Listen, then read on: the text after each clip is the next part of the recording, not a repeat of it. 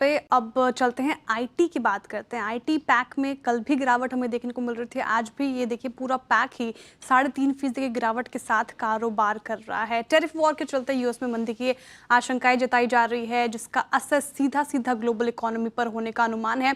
Global slow down की चपेट में आईटी कंपनियां भी आ सकती है, ये अनुमान जताया जा रहा है। लेकिन ब्रोकरेजेस हाउस ये एनालिसिस कर रहे हैं कि टैरिफ का भारतीय आईटी सेक्टर पर कैसा असर होगा। ये ब्रोकरेज हाउसेस रिपोर्ट ने निकाली है और ये बताने के लिए कंचन जुड़ी हुई है मेरे साथ। बताइए कंचन, ब्रोकरेज का क्या मानना है आईटी सेक्टर को लेकर? डेफिनेटली, जैसे कि आपने मेंशन भी किया कि कल भी हमें काफी ज्यादा गिरावट देखने को मिली थी और वो सिलसिला थमा नहीं है।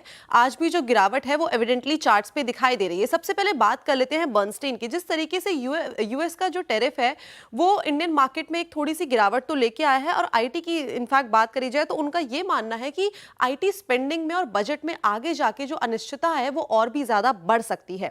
यही नहीं बल्कि जो ग्रोथ रेट है जो इस टाइम पे हमें देखने को मिल रहा है वो इससे भी ज्यादा नीचे की तरफ जाता हुआ दिखाई दे सकता है। यही नहीं बल्कि वो मान रहे थे कि फिस्कल 25 में हम ये अनुमान लगा रहे थे कि फिस्कल 26 जो होगा वहां पे जो आईटी सेक्टर है वो नॉर्मलाइज होता हुआ दिखाई देगा। लेकिन अब ये संभावनाएं भी धरी की धरी रह गई है, नॉर्मलाइज होती हुई सिचुएशन इस टाइम पे नजर नहीं आ रही है।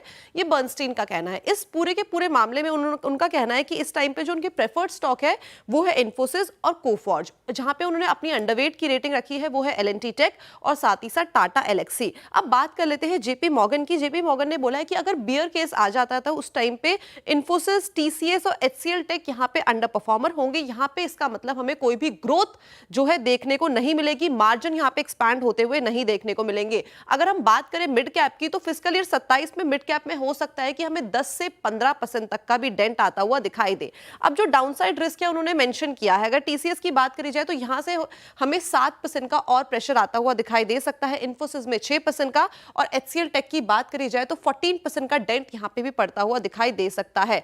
मिड कैप की बात करी जाए तो कोफॉर्ज में 13% का डेंट देखने को मिल सकता है, और बात करी जाए पर्सिस्टेंट सिस्टम की तो यहां पे 25% की डेंट की संभावनाएं जताई जा रही है। इसलिए उन्होंने बोला है कि इस टाइम पे अगर कोई भी अर्निंग भी आती है, रिजल्ट अच्छे भी आते हैं, तो उस टाइम पे आप खुश होके जल्दी से खरीदारी मत करिए। थोड़ा सा मार्केट को और भी ज्यादा स्टेबलाइज होने दीजिए, उसके बाद बहुत सारे चेरी पिकिंग के मौके मिलेंगे जहां पे आप खरीदारी करके चल सकते हैं।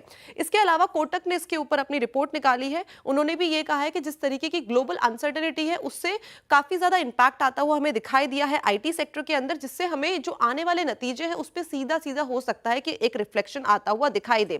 अगर इनके कांस्टेंट करेंसी के आउटलुक की बात करी जाए तो टीसीएस की सबसे पहले बात कर लेते हैं, जहां पे हमें 0.4% का एस्टीमेट लगाया गया है। इन्फोसिस के लिए 4.3%, विप्रो देखिए नेगेटिव ट्रेजेक्टरी में जाता हुआ दिखाई दे रहा है -0.2%, और एचसीएल टेक 4.3% कांस्टेंट करेंसी का अनुमान लगाया गया है। Macquarie at the same time ये कह रहा है कि जिस तरीके से मार्केट ने रिएक्ट करा है वो कुछ ओवर रिएक्शन इस टाइम पे दिखाया है। जितना हम सोच रहे हैं कि इंपैक्ट आता हुआ दिखाई देगा उतना इंपैक्ट शायद से ना आए। बिल्कुल। खैर ये तो समय बताएगा कितना इम्पैक्ट आएगा। कंचन बहुत बहुत शुक्रिया। अभी तो खैर सिर्फ एक अंदाज़ा ही लगाया जा सकता है।